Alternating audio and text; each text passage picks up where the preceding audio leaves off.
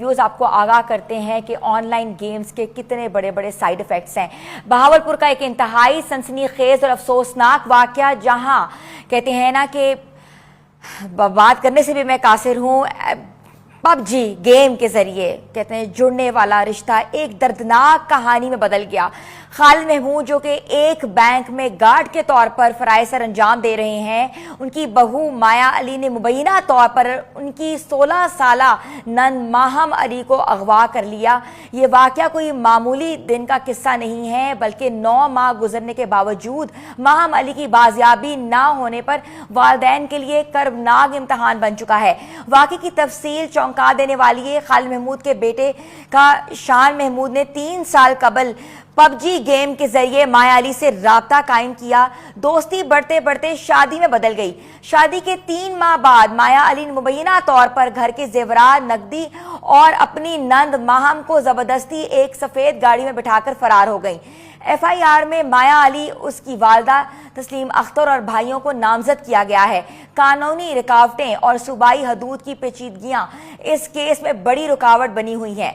DPO Bahawalpur ने IG Punjab को खत लिखकर खैबर पख्तूनख्वा पुलिस से मुल्जिमान की गिरफ्तारी में ताउन करने की दरख्वास्त की है, लेकिन ताहाल 16 साला तालबा की वापसी मुमकिन ना हो सकी।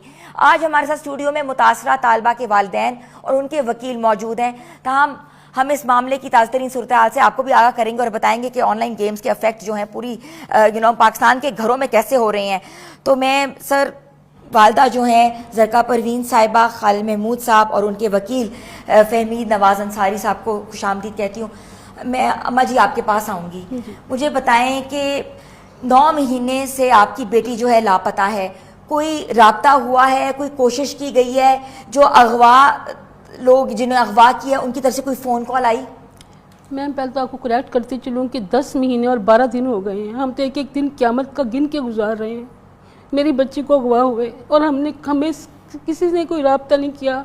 हमने पुलिस के ज़रिए मदद की है, वहाँ पुलिस को लेके गए हैं, बैलअप लेके गए हैं, लेकिन हमारी बच्ची हमें नहीं दिखाई गई। ना हमसे कोई बात कराई गई है, ना कोई राब्ता किया गया है। वो कहते हैं जी, बस एक ही बात कहते हैं कि हम आपकी बच्ची आपको नहीं देंगे, किसी सूरत नहीं देंगे। पता नहीं उन्होंने उसको मार दिया है, बेच दिया है, क्योंकि वो एक गैंग है। वो ऐसे ही करते हैं कि माया को भेजते हैं। माया की तरह और भी लड़कियां रखी हुई हैं जो उनको भेज के लड़कों को बेवकूफ़ बनाते हैं। वो उनके घरों में दाखिल होती हैं।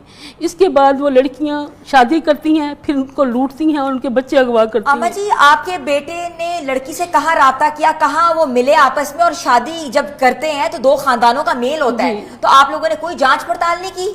मैं असल बात यह कि वो खैबर पख्तूनख्वा से आई थी, डेरा इस्माइल खान से। हमें नहीं पता था वो पबजी के ज़रिए उससे मुतारिफ थी। उसने खुद रब्ता किया था इसके साथ, जिसने ग्रुप बनाया हुआ था पबजी के खेलने के लिए। हमें नहीं पता था, ना मुझे ना मेरे मियाँ को, हमारे घर में किसी को पता नहीं था कि ये पबजी पे किसी लड़की के साथ राब्ते में है। वो 3 साल से कहीं राब्ते, जब ये 16 साल का था तब से राब्ते में था। मैं आपको ये भी बताते चलूँ, मेरे बेटी की उम्र सिर्फ 19 साल है। वो 3rd ईयर का तालिब इल्म है और ये लड़की 23-24 साल की है। इसने उसको अच्छी तरह फंसा लिया। इसने गलती ये की कि हमने लास्ट ईयर फरवरी में ना शादी की अपने 2 बड़े बेटों की, 3 बेटियां ना, मेरे 2 बड़े बेटों की शादी की। वो शादी इस लड़की ने इसको कहा कि मुझे ना ऑनलाइन दिखाओ, मैं पंजाब का कल्चर देखना चाहती हूँ। अच्छा। इसने वो शादी दिखा दी उसको।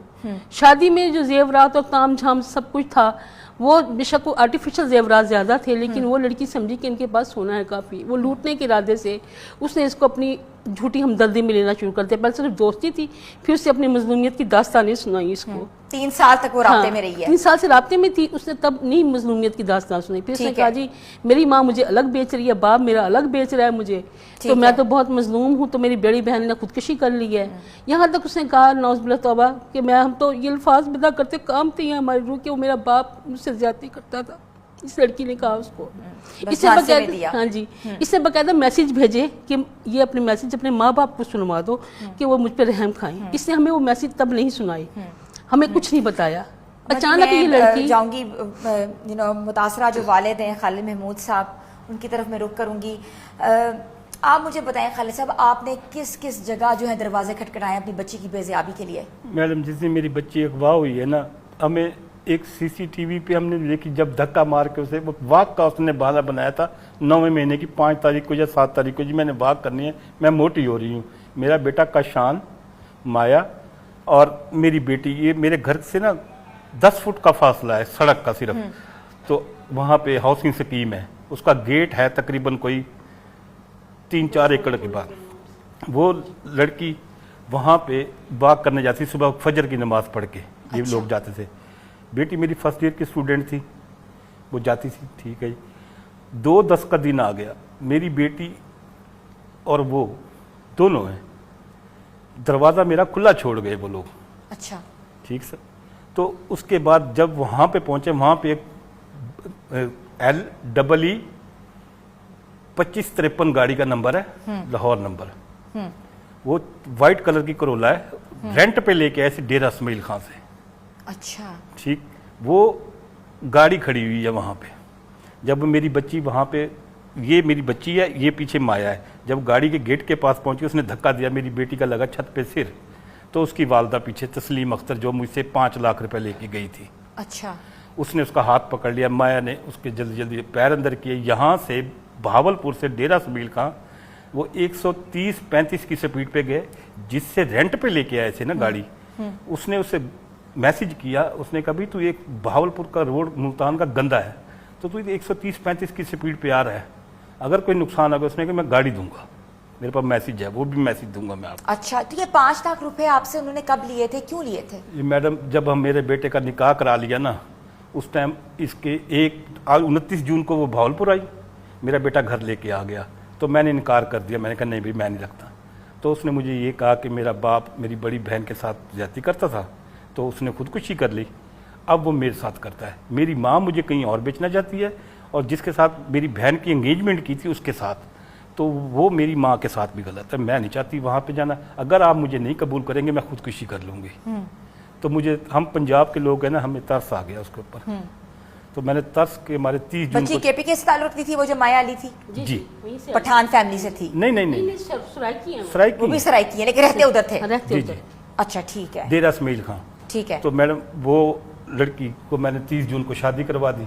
ठीक 1 महीने बाद 2 शख्स मेरे पास आ गए। अच्छा। वो एक रमीज़ अकबर, एक वहाँ का डेरा इस्माइल खां का आईओ। तो मेरे मैनेजर साहब से कहने लगे कि यहाँ पे खालिद महमूद गार्ड है कोई? उसने कहा जी है।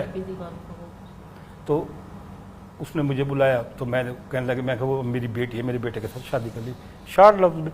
तो मैडम हमने 164 के लिए अप्लाई कर दिया। 13 अगस्त को वो लोग अदालत में आ गए। अच्छा। अदालत में आ गए। अदालत में जब वो लड़की ने बयान दिया हमारे हक में, तो उसकी वालदा ने कहा कि अगर आप मुझसे सुलह कर लें तो मैं आपको तंग नहीं करूँगी, क्योंकि मेरी बेटी आपके उसमें। अच्छा। तो मुझसे 10 लाख की डिमांड की। मैडम मैं गरीब आदमी हूँ, तो मैंने 5 लाख में डन हुई। मैंने एक दोस्त से कहा, उसके अभी तक पैसे देने मैंने बेटे की खातिर आपने 5 लाख रुपए उसकी लड़की की माँ को दे दिए? दे दिए। ठीक है। वो लेके 5 लाख चले गए, हम घर आ गए, खुश रहने लग गए। 2/10 वाले दिन वही औरत, उसका बेटा दानियाल और रमीज़, ड्राइविंग सीट पे रमीज़, क्योंकि वहाँ पे गेट के सामने सिर्फ 10 फुट की सड़क है, परचून की दुकान है, उसके ऊपर कैमरे लगे हुए हैं। हमने उससे कैमरे की रिकॉर्डिंग मांगी, तो उसने कहा जी आप पुलिस ले आए, पुलिस तक करती है तंग। तो खैर मैंने पुलिस जाके FIR कराई। FIR करा के वो हमारी बात न सुनी, हमसे गलती होगी। हम 16/10/2024 को RPO साहब बहावलपुर के पास पेश हो गए। तो उन्होंने हमारी हेल्प की। उन्होंने थाने को कहा, लेकिन वो जो SHO था, वो SHO हमसे चिढ़ गया। उसका नाम रौश शहजाद है। वो हमसे चिढ़ गया कि ये मेरे साहब के पास क्यों गए हैं। मैडम आप देखिए, जिसकी बच्ची 14 दिन से ना मिल रही हो, तो उसने तो कहीं ना कहीं हाथ पला मारना। इंसाफ के लिए कहीं ना कहीं तो जाएगा। तो उसके बाद उसने टाइम मांगा, हालांकि हमने CDR हर चीज़ निकलवा के दी, हर चीज़ डॉक्यूमेंट 1 to 1 हर चीज़ दी। लेकिन जब यहाँ से गए, मुझसे उन्होंने रिश्वत अलहदा ले ली। जो आईओ था मलिक मोहम्मद अकरम, वहाँ पे आप देखें मैडम कि अब मैं लाहौर में बैठा हूँ, मेरा शहर है बहावलपुर। बहावलपुर से फ़ोन आपके पास आए कि खालिद, ठीक है मैडम, ये फ़ोन डेरा इस्माइल खां में मेरे आईओ को क्या मतलब था फ़ोन करने का, मैं उसका भी रिकॉर्ड दूंगा। मैं असल में इन्होंने की पहले डील कर ली उनसे, रमीज़ अकबर से। आप ये समझते हैं कि सब मिले हुए हैं? हाँ जी, मिले हुए हैं, साबित हमने किया है ये। इन्होंने वहाँ जाके इनको अंदर कर दिया। जो उन्होंने FIR करवाई थी ना, जब उनकी बेटी आई है इधर बहावलपुर, उन्होंने नामालूम अफराद पे FIR कराई थी, उस FIR में मेरे मियाँ को अंदर कर दिया इन्होंने। और इन्होंने पैसे लेके खा लिए। इसके बाद इनको फ़ोन